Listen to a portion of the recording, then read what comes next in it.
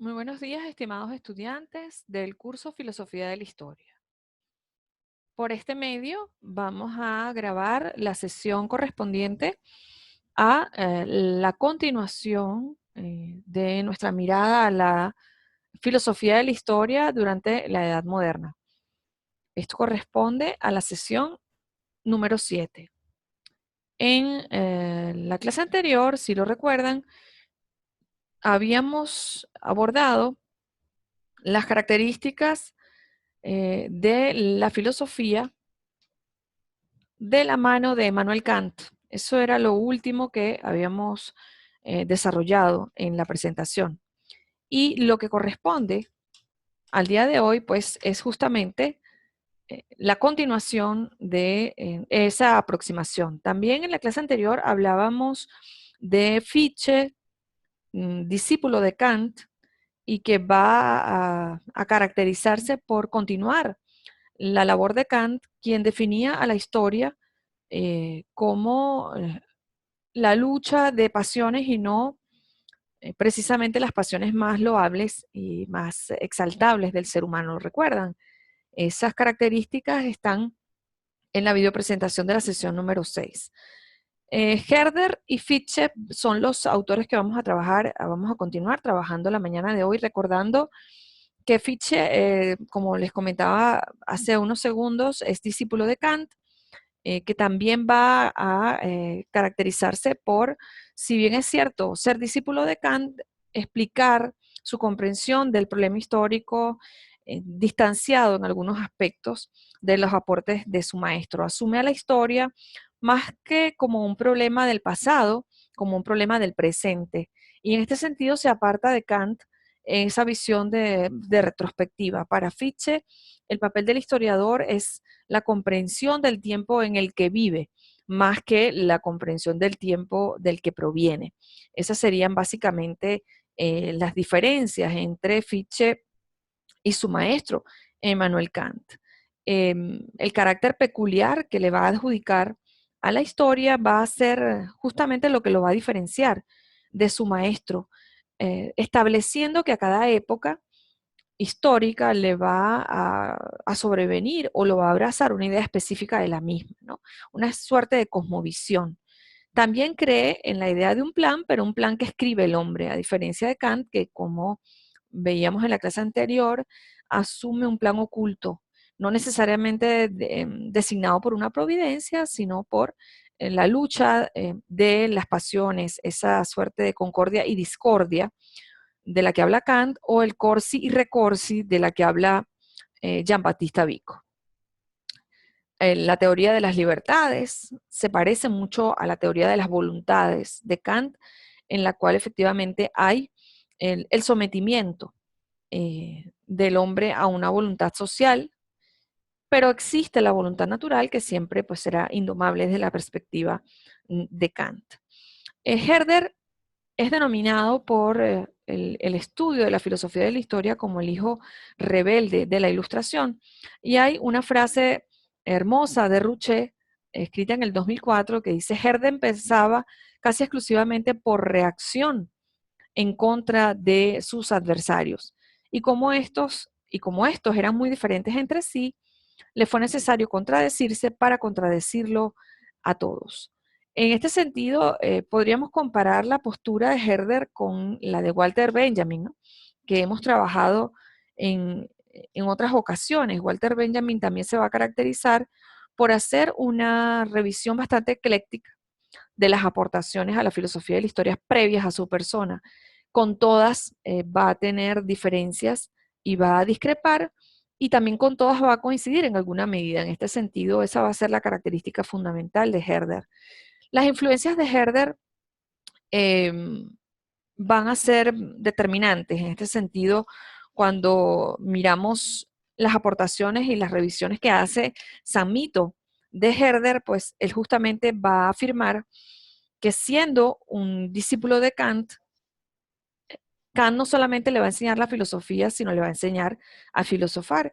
Y el proceso de filosofar obviamente pasa por el proceso de falsacionismo sistemático de todas las ideas que recibe. En este sentido, eso va a ser lo que caracteriza a Herder, ese falsearlo todo, ponerlo todo en duda. Otra influencia importante va a ser el Barón de Montesquieu, del cual pues va a heredar justamente el extraer de la historia las regularidades, aquellos elementos que se repiten o que son denominadores comunes en ciertos momentos históricos, y también acepta de Montesquieu la idea de que el hombre se ve influenciado por la realidad natural, es decir, por el entorno natural. También acompaña la teoría de Montesquieu basada en cierta preeminencia de las razas, ¿no? Razas condicionadas justamente pues por el entorno natural. También va a revalorizar las cualidades individuales, aun cuando toma en cuenta el elemento natural, le confiere un valor importante a la naturaleza, también se lo concede a la voluntad natural. También va a recibir influencia de Juan Jacobo Rousseau, y en este sentido sus aportaciones van a tener que ver también con la necesidad de la idea de un contrato social, de una asumición de un código de conducta generalizado, medianamente universal, que asuman las personas al vivir en una determinada sociedad.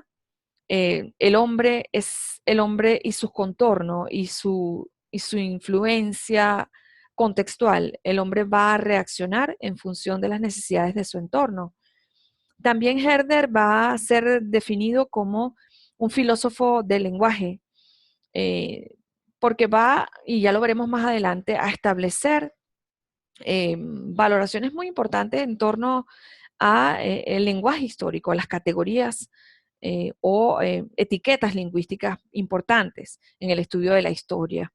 Se aproxima desde la razón a los textos bíblicos y en este sentido pues va a asumir no solamente el lenguaje desde la poesía, desde la comprensión de todos los elementos que confluyen en el lenguaje, como la cultura, la economía, las ideologías, la geografía inclusive, y sus textos van a tener este carácter romántico que lo va a decantar de los anteriores y los posteriores a su generación.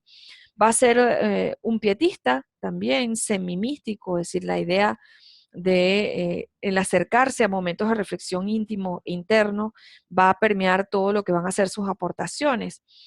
Cuando nos referimos a sus aportaciones dentro de la filosofía del lenguaje, nos referimos justamente a el establecimiento de categorías conceptuales muy importantes para el estudio de la historia de la humanidad en general, y es la categoría de nación.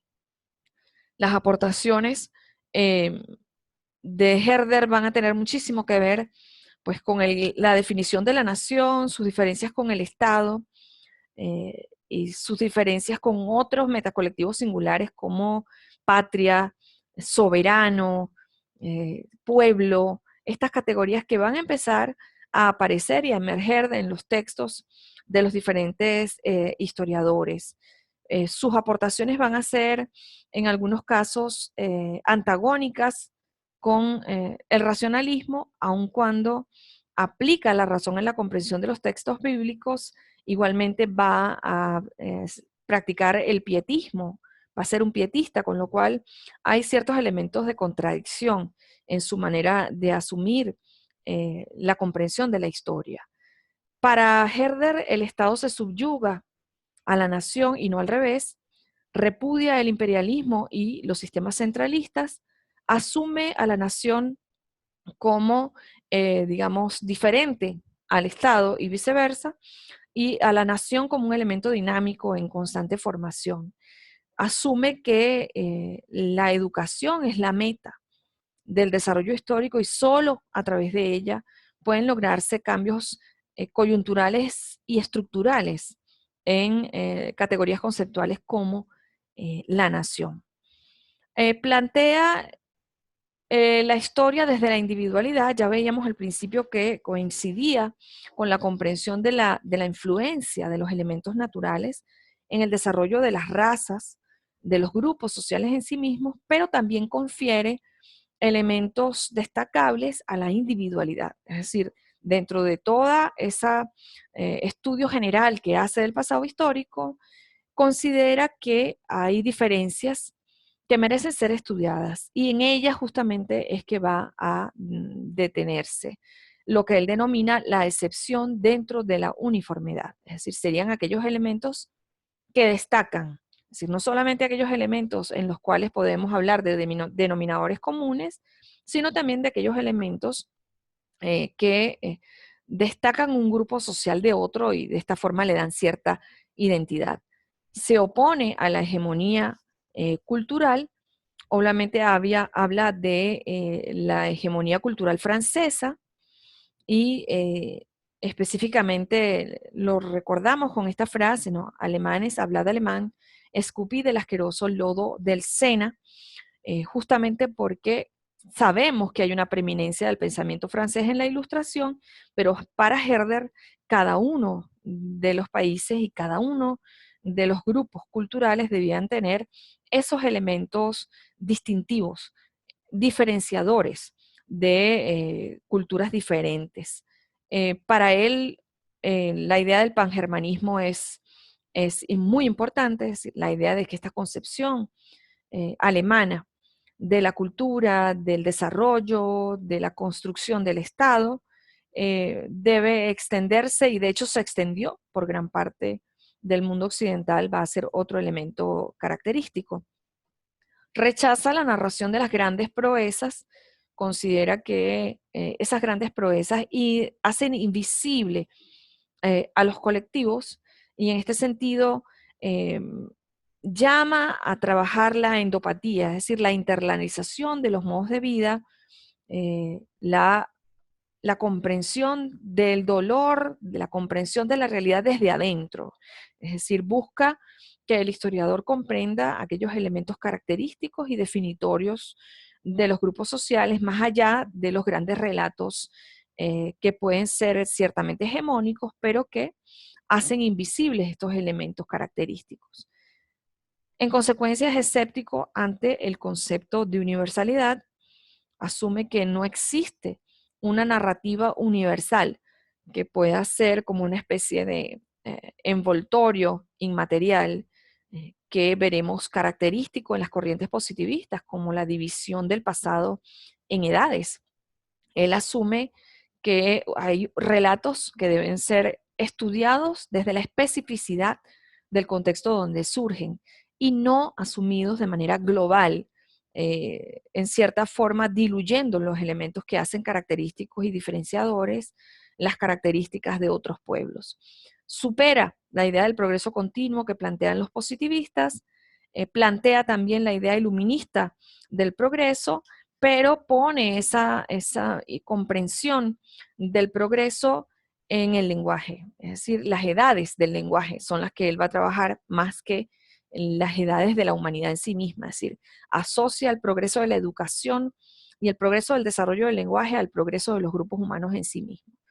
Trabaja dos conceptos fundamentales en su obra, que son el concepto de la felicidad y el concepto de la humanidad como elementos característicos y que deben marcar el desarrollo y el progreso de las civilizaciones. Para Fichte hay una teoría de las edades que, como conversábamos al principio, son las edades del lenguaje, ¿no? Él las define de esta forma: aquella en que domina la razón como instinto ciego, aquella en que el instinto se transforma en una autoridad exteriormente imperativa, aquella en que se destruye el dominio de esta autoridad y con él el de la razón misma, aquella en que la razón y sus leyes se conciben con clara conciencia y finalmente aquella en que con el acabado arte se ordenan y regulan todas las relaciones de la especie según esas leyes de la razón. ¿Cómo llegó hasta aquí? Pues, ante todo, si el filósofo ha de derivar de la unidad de su concepto, anticipando los fenómenos posibles de la experiencia para realizar su tarea, entonces podrá describir la totalidad del tiempo y todas las posibles épocas en él. Para Herder, el historiador construye principios sin ocuparse del estado de las cosas que lo rodean. Para Herder hay una parte del historiador al que le corresponde un a priori y hay otra parte del historiador que es eminentemente empírico. Recuerden que para él la comprensión más importante es del momento presente. Asume que esas edades del lenguaje van surgiendo y brotando unas de otras y lo plantea justamente en este orden. Una edad en la que domina el instinto, la siguiente que predomina el desarrollo del instinto racional, la siguiente el predominio de la razón, le sigue la ciencia racional y al final, como etapa de mayor desarrollo, la libertad que permea el arte, acompañado de la razón. Pues como podemos ver, Herder y Fichte se van a caracterizar por ir completando la labor de los historiadores y filósofos de la historia que le van a anteceder. Y ese va a ser un denominador común en todo el paseo que hemos ido realizando en torno a los filósofos de la historia. Ese va a ser un denominador común que también miraremos en filósofos como Carlos Marx, alumno de Hegel. La característica fundamental de todos ellos es copiar de sus maestros aquellos elementos o aquellas estructuras, aquellos procesos que sistematizan el pensamiento, pero al final del día aportar elementos que ellos consideran como novedosos y que sus maestros en alguna medida no tomaron en cuenta. La siguiente sesión que vamos a desarrollar es la sesión número 8, en la que ya empezamos a aproximarnos a aquellas corrientes del pensamiento más específicas. Es decir, ahora nos aproximaremos a el positivismo, el materialismo histórico y la escuela de los anales como ya etapa final de nuestro curso.